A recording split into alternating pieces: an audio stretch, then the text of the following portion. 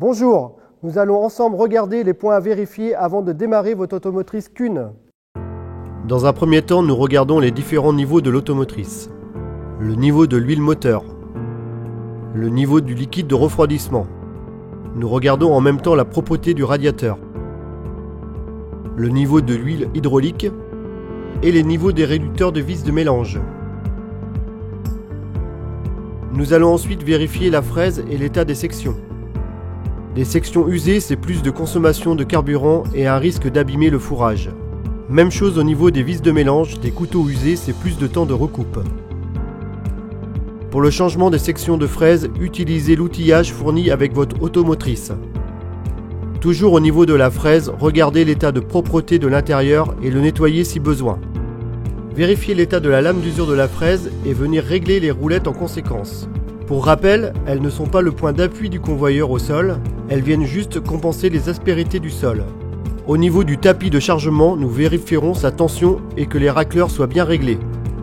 Pensez à vérifier l'état de propreté des rouleaux cage et à régler les racleurs de nettoyage. Et dernière chose au niveau du tapis, regardez l'état de la jonction boulonnée et le centrage de la bande. Pour le tapis de distribution, venir vérifier sa tension et la régler si besoin. Bien régler les racleurs sur les deux rouleaux d'entraînement. Regardez la souplesse des bavettes qui assurent une étanchéité du tapis. Si celles-ci deviennent raides, il faut les changer. En profitez pour regarder l'état de l'agrafe.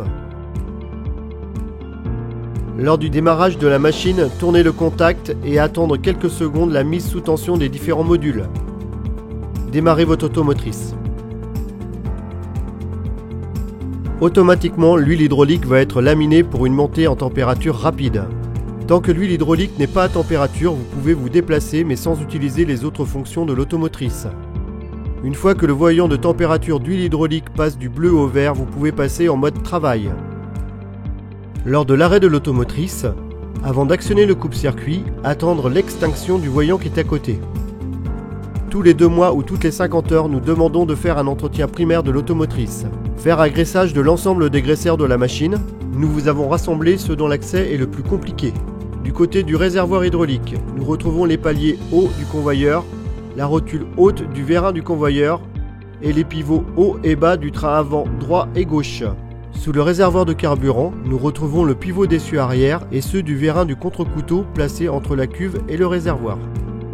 Au niveau du tapis de distribution, les paliers du rouleau arrière et l'attache arrière du vérin de déport. Vérifiez la propreté du filtre à air et le nettoyer si besoin. Soufflez et nettoyez le radiateur. Vérifiez la propreté du filtre à air de la cabine, ceux de la climatisation et du radiateur de climatisation. Évitez l'accumulation de matière au niveau des électrovannes, nettoyez à l'air si besoin. Vérifiez la propreté du convoyeur pour éviter l'accumulation de produits. Contrôlez la pression des pneus. Elle doit être sur les modèles SPV et SPW Power de 8 bars à l'avant et 5 bars à l'arrière. Sur les SPW Intense de 8 bars à l'arrière et 6 bars à l'avant. Contrôlez également le serrage des pneumatiques. Vous retrouverez toutes ces informations à l'intérieur de la notice d'instruction fournie avec votre machine. Afin de faire durer votre automotrice, merci de respecter scrupuleusement ces informations.